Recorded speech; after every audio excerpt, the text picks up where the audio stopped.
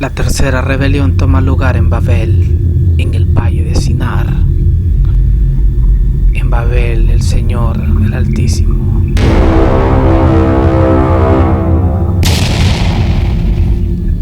dispersó a las naciones, pero también asignó sobre cada una de ellas un ser celestial para que las administrase.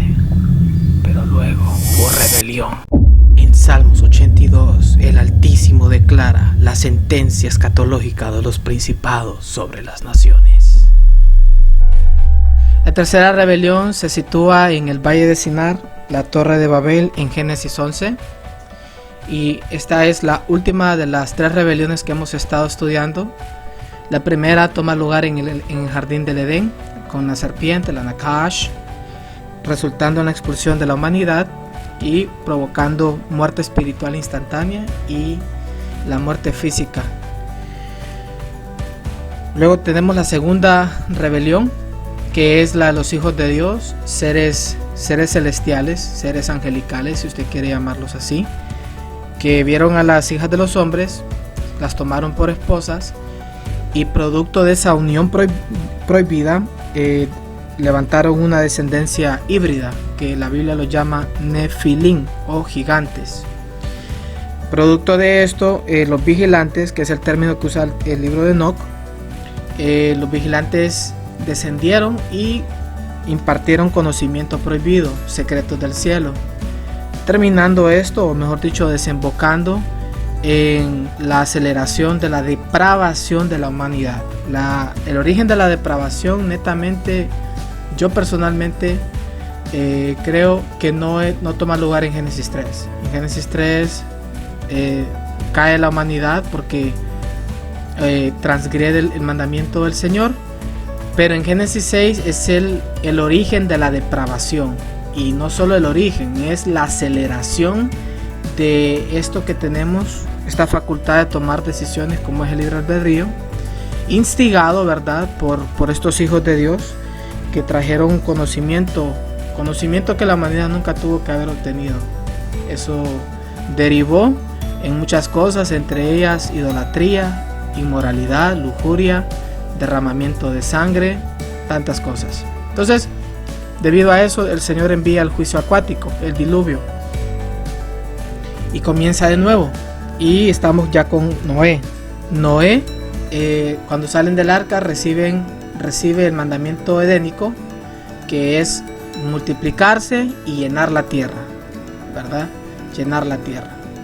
Y eso nos lleva a la tercera rebelión, porque en la tercera rebelión humana y divina, como vimos en el video, la humanidad recibe este mandamiento de parte del Altísimo, que se multipliquen y que se dispersen, que llenen la tierra, porque Dios sigue en pie con su plan edénico.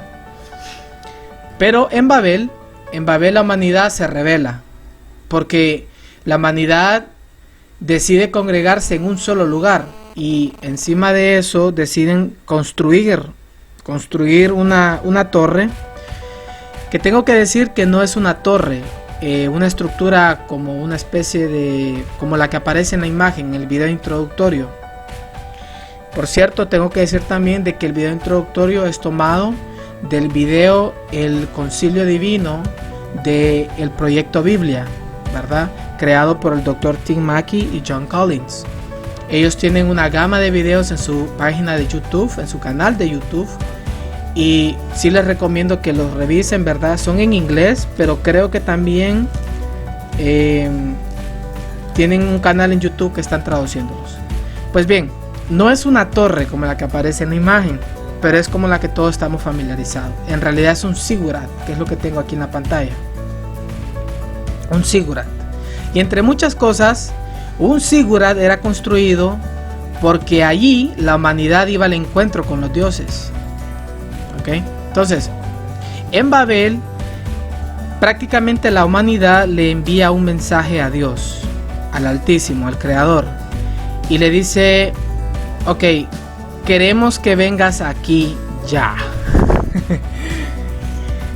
Y obviamente el Altísimo contesta, ¿verdad? Estoy parafraseando, pero obviamente la respuesta, y esto lo sabemos por el evento, cómo se desarrolla, obviamente Dios dice: no, Dios dice, yo ya les di una orden, están haciendo totalmente lo contrario de lo que yo pedí y no más, hasta aquí con ustedes, ¿verdad?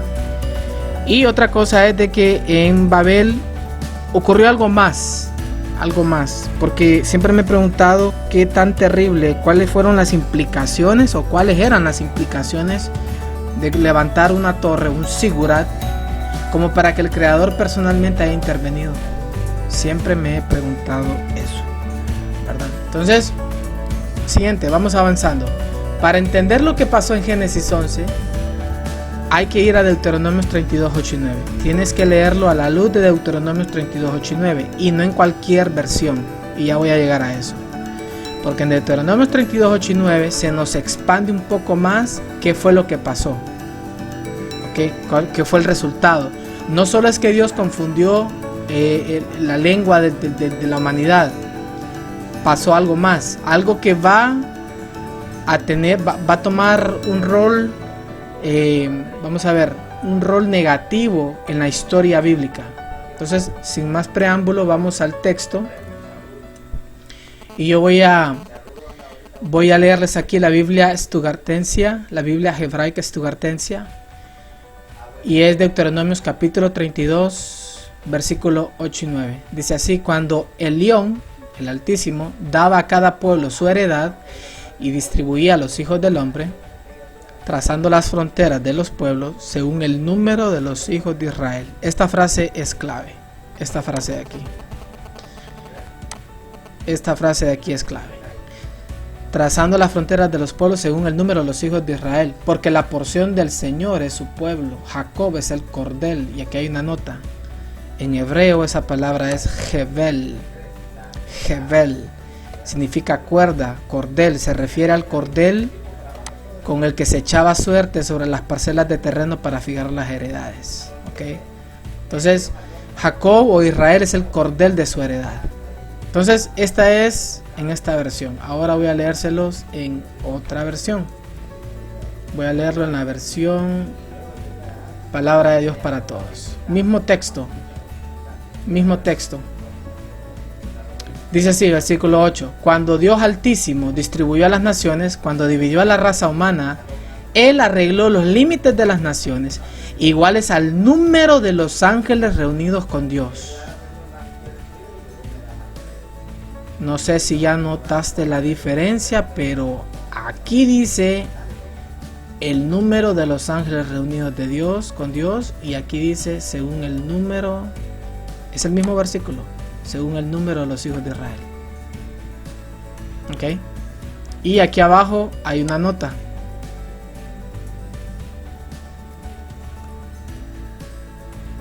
Los ángeles reunidos con Dios según la Septuaginta y Qumran.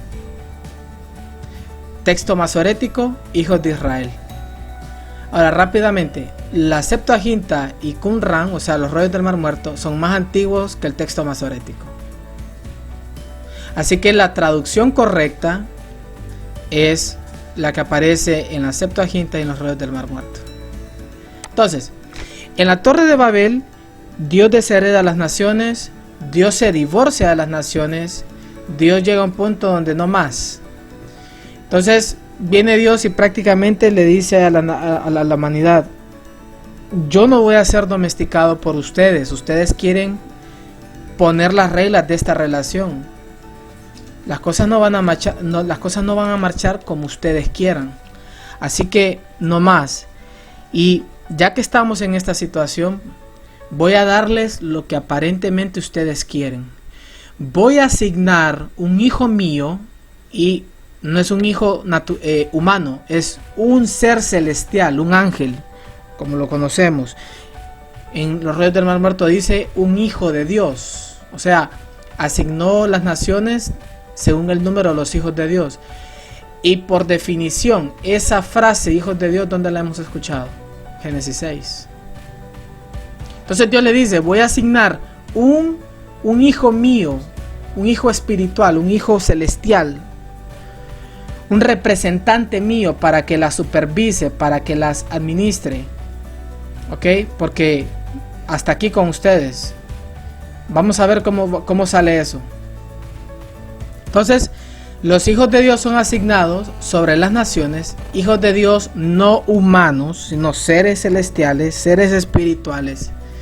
Son asignados sobre las naciones en Babel. Y cuando Dios se divorcia de las naciones, ¿qué pasa en el capítulo 12? Es el llamamiento de Abraham. El juicio de Babel es un juicio temporal, no permanente. Dentro de toda la conversación que Dios tiene con Abraham en el capítulo 12, hay algo que conecta con esto. Y es lo que el Señor le dice: en tu simiente serán benditas todas las naciones. El juicio en Babel no es permanente, es temporal.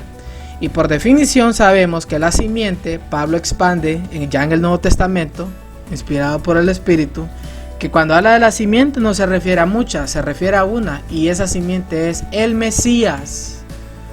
Por eso hemos venido hablando, el Mesías tiene que venir a revertir el efecto de las 3 rebeliones. Génesis 3, la Nakash, la serpiente, ¿verdad? Eso significó la muerte espiritual, la muerte física. Génesis 6, los hijos de Dios levantando descendencia prohibida y originando y acelerando la depravación en la humanidad por el conocimiento prohibido que dispensaron a la humanidad. Y Génesis 11 es el efecto de es cuando Dios deshereda a las naciones. El Mesías viene a reclamar las naciones, y aquí es donde viene la parte clave. Porque la Biblia no dice qué pasó después, pero estos hijos de Dios son los principados, a los que Pablo llama principados en diferentes pasajes, como por ejemplo Efesios 6. Estos hijos de Dios en algún momento dado, con el tiempo, al pasar el tiempo, se rebelan. ¿Y por qué se rebelaron? Se rebelaron porque tienen algo, comparten algo con la humanidad que tienen ellos y que tenemos nosotros. Libre albedrío, la capacidad de escoger entre lo bueno y lo malo. Entonces estos principados se rebelan contra el Altísimo, y no solamente se rebelan contra el Altísimo, esclavizan a las naciones a quienes el Creador les dio para que las cuidaran, y yo diría para que las pastorearan, las supervisaran, las administraran, y las logran esclavizar. No solamente eso, se presentaron delante de esta gente, de las naciones, de sus pueblos a quienes tenían asignados, se presentaron como los creadores del universo. Este es el origen de por qué las antiguas civilizaciones del Antiguo Oriente tenían panteones, asambleas de dioses. Este es el origen, de aquí se origina. Entonces, y no contentos con eso, los principados, los hijos de Dios, seducen al pueblo de Israel a adorarlos. Pero como ya leímos aquí en el pasaje, ¿verdad? Como ya leímos aquí en el pasaje, en el capítulo 32, todas las naciones fueron asignadas sobre los hijos de Dios, pero Israel es la porción del Señor. Tremendo, ¿no? Le estaban robando la porción del Señor. Ok, ahora vamos terminando. Como dijimos en el video introductorio, Salmos 82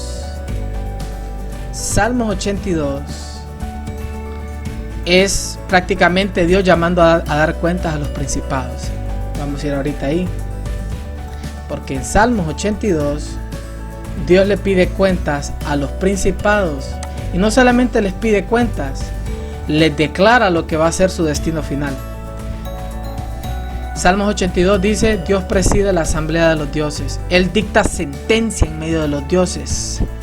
Y aquí Él hace una pregunta, el Creador hace una pregunta a estos principados, a estos hijos de Dios. Dice: ¿cuánto tiempo más seguirán defendiendo las injusticias y colocándose del lado de los que no toman en cuenta a Dios? Versículo 13 es lo que se supone que ellos deberían estar haciendo con las naciones. El Creador dice: defiendan a los débiles y a los huérfanos. 1. Háganle justicia al pobre y al necesitado. 2. Ayuden a los pobres e indefensos. 3. Protéjanlos de la gente perversa. 4. Versículo 5. Ellos no saben lo que está pasando, no entienden, andan en la oscuridad y mientras tanto el mundo se cae a su alrededor. El versículo 5 es el resultado, es prácticamente, ello se refiere a la gente que está bajo la administración de estos principados. No saben lo que está pasando, no tienen idea. Versículo 6 es donde las cosas se ponen interesantes, porque aquí es donde el Señor decreta la sentencia final, cuál va a ser el castigo de estos principados. Y es un castigo escatológico, es un juicio, es una sentencia escatológica.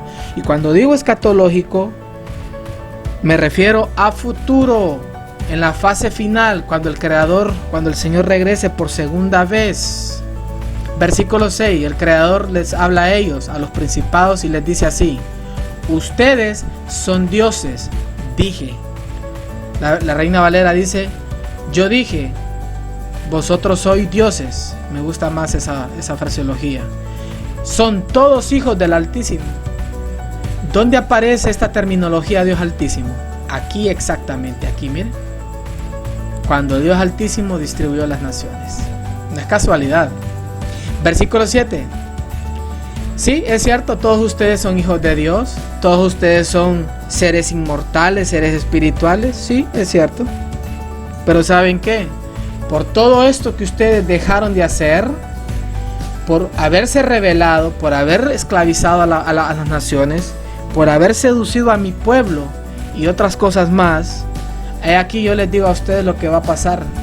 Ustedes van a morir como cualquier ser humano. Hay gente que dice que los dioses de este Salmo 82 son humanos. Si el Salmo está hablando de seres humanos, este versículo 7 no tiene sentido. Porque el versículo 7 dice: sin embargo, ustedes que son dioses, hijos del Altísimo, ustedes, sin embargo, morirán al igual que todos los seres humanos. No tiene sentido si está hablando de seres humanos. Tiene sentido si estos de aquí son seres espirituales. La Reina Valera dice: caerán como cualquiera de los príncipes. Y lo más interesante y bello es cómo termina este Salmos. El profeta Asaf levanta su voz con un clamor tremendo. Y mire lo que dice: Dios mío, levántate y juzga la tierra, pues todas las naciones son propiedad tuya. O sea, ¿cómo es que en este Salmos conecta a los dioses, hijos del Altísimo, que son los que aparecen aquí? ¿Y por qué el profeta termina con estas palabras? Todas las naciones son propiedad tuya. Es porque los hijos del Altísimo estuvieron una vez administrando a las naciones, supervisando a las naciones, pero se rebelaron. De eso trata el Salmo 82. Y entonces el clamor del profeta es cierto, las naciones están sufriendo, están siendo esclavizadas, hay caos, pero Señor, las naciones son tuyas. Aunque están bajo la administración de estos principados que se han corrompido, las naciones originalmente son tuyas. Oh sí, son de Él. Y el Mesías viene a reclamar cada pulgada cuadrada de ella. ¿Ok? Entonces, Salmos 82 es la sentencia escatológica de los principados. Salmos 82 es Dios diciéndole a los principados: yo les puedo decir algo a ustedes. Un día de estos yo me voy a encargar de arrebatarles su inmortalidad y los voy a colocar en el lago de fuego. Y van a estar muy bien acompañados, porque no solamente ustedes van a estar ahí. ¿Ok? Y ustedes saben a qué más me refiero. Porque ahí es donde es lanzado el dragón, la serpiente antigua, Satanás, el diablo, al lago de fuego. Entonces, la tercera rebelión toma lugar en Babel. La rebelión es doble, como hemos venido hablando, humana y divina. En Babel, el Altísimo deshereda las naciones. Y es en Babel donde el Altísimo asigna un hijo de Dios, un principado sobre las naciones. Con el tiempo, estos principados, estos hijos de Dios se rebelan, y Salmos 82 es la sentencia escatológica de cómo va a ser su destino final. Y hay que decirlo, estos principados formaban parte de la corte celestial de Dios. Oh sí, Ellos eran miembros de la corte celestial, pero se rebelaron, perdieron su puesto, perdieron su lugar, fueron expulsados, ya no toman parte, ya no forman parte de la corte celestial. ¿Quién nos va a reemplazar? Es una pregunta que estaremos abordando en otro video. Por este momento les agradezco su atención, muchas gracias y muchas bendiciones.